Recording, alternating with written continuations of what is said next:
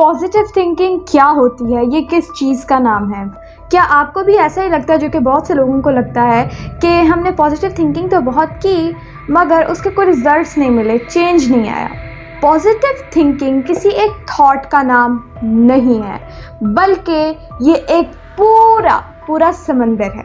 ये जीने का एक वो लाइफस्टाइल, एक वो माइंडसेट है जो कि हमें कई 100 साल पहले इस्लाम ने दिया था।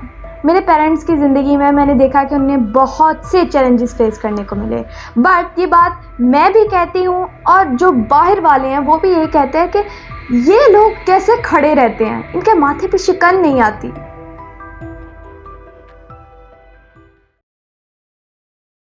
अस्सलाम वालेकुम, I am Nabika Batool. I am a Muslim inspirational speaker, trainer, coach and entrepreneur. कैसे हैं आप सब? मैं उम्मीद करती हूँ कि आप सब अल्लाह के फजल करम से बिल्कुल ठीक ठाक होंगे। आज की वीडियो इंतहाई ख़ास होने वाली है क्योंकि आज हम एक ऐसे टॉपिक, एक ऐसी चीज़ के बारे में बात करने जा रहे हैं जो कि हो सकता है आपने सुना हो, बल्कि बहुत से लोगों ने सुना होगा, जिसको कहा जाता है पॉजिटिव थिंकिंग।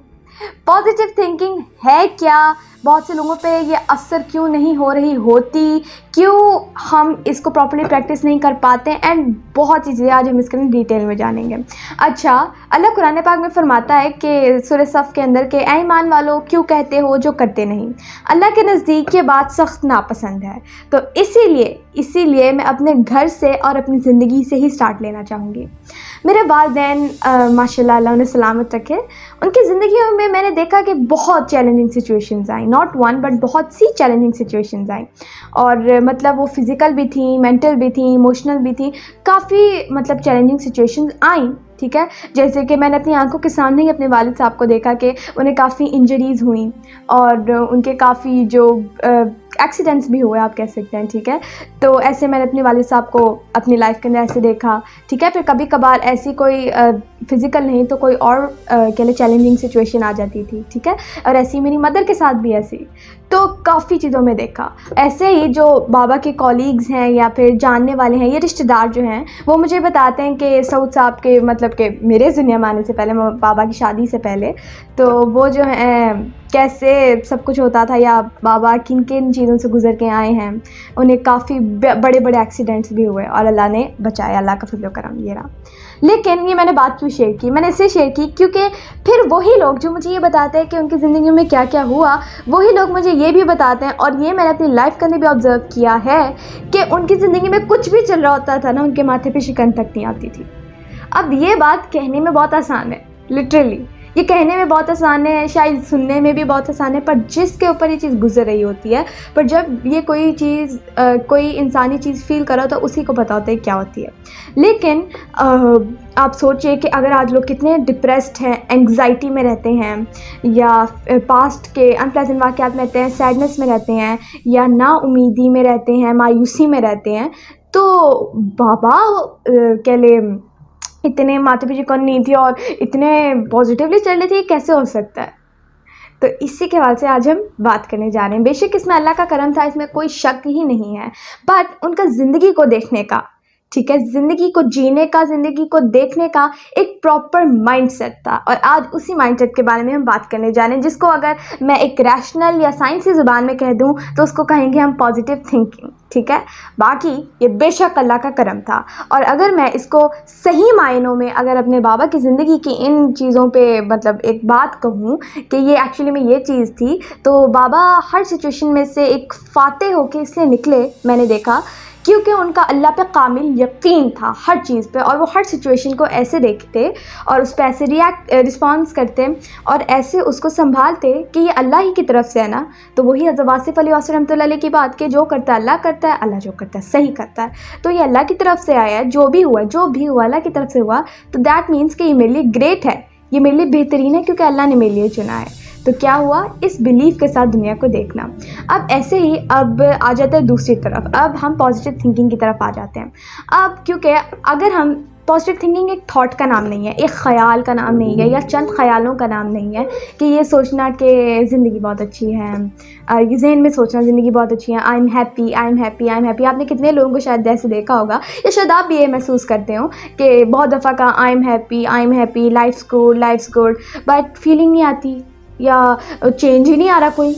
क्यों नहीं आ रहा चेंज? क्योंकि positive thinking is not just about thought के हवाले से नहीं है, बल्कि ये एक प्रॉपर लाइफस्टाइल और माइंडसेट है। यानी कि ज़िंदगी को इस तरह अप्रोच करना, अपने मेंटल लेंसेज चेंज करना, अपनी पूरी पर्सनैलिटी में A to Z चेंजेस का नाम एक्चुअली है। यानी कि अपने थॉट्स को चेंज करना, नॉट जस्ट थॉट्स बहुत इंपॉर्टेंट है, डेफिनेटली फर्स्ट स्टेप है। थॉट्स बहुत इंपॉर्टेंट है, पर असरअंदाज इससे नहीं होते क्योंकि हमारी फीलिंग्स नहीं जुड़ी होती हैं उसके साथ। बहुत से लोग कह तो ये रहे होते हैं I am happy, I am happy, I am happy, I am happy, but actually में क्या उनके ना वो हैप्पीनेस वाली फीलिंग जाग रही होती है? नो, मोस्टली आंसर नो आएगा। बहुत से लोग कहते हैं I am losing weight, I am losing weight, I am losing weight, I am losing weight, पर क्या उनकी फीलिंग वो चल रही होती है कि I am literally losing weight? No. तो एक्चुअली में नॉट जस्ट थॉट बट के फीलिंग भी कनेक्टेड होनी चाहिए, यानी हमारी फिजियोलॉजी और साइकोलॉजी दोनों इंटरकनेक्टेड होनी चाहिए, और यही पॉजिटिव थिंकिंग का नाम है। यानी कि सिर्फ एक पॉजिटिव थॉट को नहीं देखना जहन में, बल्कि उसके साथ अपने फीलिंग्स, लाइफ के तरफ या सिचुएशंस की तरफ, ज़िंदगी की तरफ आपका एटीट्यूड बहुत मैटर करता है, आपके बिलीव्स बहुत मैटर करते हैं। यस, और जब आप उनको चेंज करते हैं, जब आप उसके अंदर पॉजिटिविटी लाते हैं, जब आप उसको नेगेटिविटी को ठाप के, शट अप कह के नेगेटिविटी को पॉजिटिविटी की तरफ आते हैं, उस राह की तरफ आते हैं जो अल्लाह ताला ने कुरान पाक में फरमाया है, जब हम उस राह की तरफ चलते हैं तो देन यू नो व्हाट क्या होता है कि ज़िंदगी लिटरली में चेंज होती है।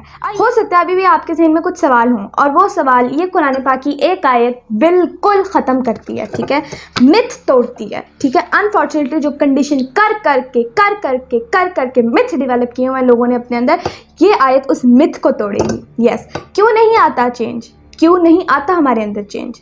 अब ये यूनिवर्सल लॉ ऑफ चेंज है, कायनात का असूल है, कायनाती असूल है। ये सिर्फ एक इंसान के साथ नहीं है, ये मेरा असूल नहीं है, नहीं, ये कुरान पाक का असूल है और ये कायनाती असूल है।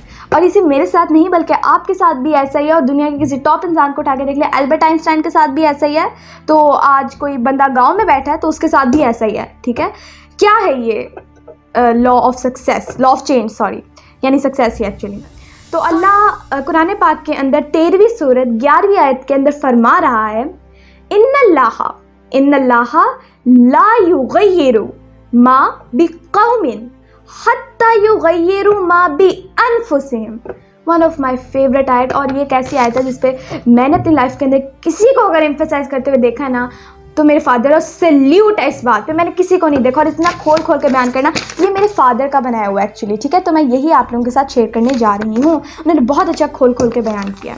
तो इसके अंदर अब इसका मतलब क्या है? इसका मतलब ये है, बेशक, कोई शक ही नहीं, ला रैबा फी, कोई शक ही नहीं, बेशक, हकीकत ये है कि अल्लाह नहीं बदलता हालात किसी, सुनिए गौर से, अल्लाह नहीं बदलता हालात किसी फर्द, इंडिविजुअल, ख़ानदान, फैमिली, इदारा, ग्रुप, गिरोह। सुनिए गौर से, अल्लाह नहीं बदलता हालात किसी फर्द, ख़ानदान, इदारा, गिरोह, कौम की, ठीक है, ओवरऑल कौम की, जब तक के, क्या जब तक के, क्या यहाँ आ रही है कंडीशन, जब तक के ना बदले वो जवान के नफ्सों में जो है। बताएं, अब नफ्सों को यहाँ खोल के बयान किया हुआ। अब मैं बताती हूँ नफ्सों में क्या आ रहा है। अल्लाह कह रहे मैं नहीं बदलूंगा जब तक तुम अपने नफ्सों को नहीं बदलोगे। ये लॉजी अल्लाह ने ये सूल पेश कर दिया, यानी कि सबसे पहले एफर्ट हमें करनी है और उस कोशिश को अल्लाह देखेगा और अल्लाह डेफिनेटली फिर बदलेगा। अब उन नफ्सों के अंदर, नफ्सों को चेंज करना, नफ्सों में क्या है? नफ्सों में हमारे थॉट्स को चेंज करना। पॉजिटिव थिंकिंग थॉट्स पे आएगा। बिलीव्स, एक इंसान की कोर बिलीव्स होते हैं, यस, और ये मोस्टली बिलीव्स बचपन में डेवलप होते हैं, यस। इसीलिए बहुत से लोगों को, ये मैं भी कहती हूँ और हर टॉप आपके लिए जो पेरेंटिंग स्पेशलिस्ट, एक्सपर्ट या एक वाइज इंसान होगा उससे आप ये सुनेंगे कि पेरेंटिंग को कभी इजी मत लीजिएगा, नेवर, क्योंकि उसके अंदर आप एक नए इंसान को ज़िंदगी जीने का तरीका बता रहे हो और अगर वो गलत बता दिए तो फिर बिलीव्स ही में ही एक्चुअली लोगों की गलतियाँ होती हैं। I am not pretty, I am not क्या कहते वर्दी, ये एक्चुअली में ये उनके मुंह के अल्फाज नहीं होते बहुत से लोगों के, बट उनके बिलीव्स में होते हैं। इसीलिए जब वो कहते हैं I am happy, I am great, ये उन पर असरअंदाज नहीं हो रहे होते। क्यों नहीं हो रहे होते? Because these are just words. फिर ये ऐसे जैसे आप रट्टा लगा रहे हो, रट्टा, आपने किसी चीज़ का पढ़ा है, उसका रट्टा लगाया, डेली अपने आप को सुना रहे हो, उसका कोई फ़ायदा नहीं होगा जब तक कि आप अपने बिलीव्स को, अपनी फीलिंग्स को नहीं साथ बदलोगे। वैल्यूज़, आपकी वैल्यूज़ क्या है, किस चीज़ को आप सबसे ज़्यादा कदर करते हैं, तरजीह देते हैं, किसके ऊपर आप अपनी ज़िंदगी जी रहे हैं। जब आप अपनी वैल्यूज़ को नहीं बदलेंगे, जब तक कि आप लाइफ की तरफ अपने एटीट्यूड को नहीं बदलेंगे, जब तक कि आप अपनी सेल्फ इमेज को नहीं चेंज करेंगे कि आप खुद को कैसे देखते हैं। अब ये मेरे फादर का बनाया हुआ चार्ट है, आप सारे देख सकते हैं, और मैं सल्यूट करती हूँ अपने फादर पे। और ये तब का बनाया हुआ चार्ट है, आई थिंक ये बहुत बहुत बहुत पुराना है। ये तब का है जब कैनवा भी नहीं हुआ करता था, ये बहुत पुराना चार्ट है। तो ये जो है, ये कुरान पाक में जब अल्लाह फरमा रहा है तो मुझे बताए, बाकी सारे बाद में होंगे। जब अल्लाह ने मुसलमानों के हुक्म दिया तो हम कहाँ मारे मारे फिरते हैं, फिर बहुत से लोग क्यों शिकायत करते हैं। तो ये समझने की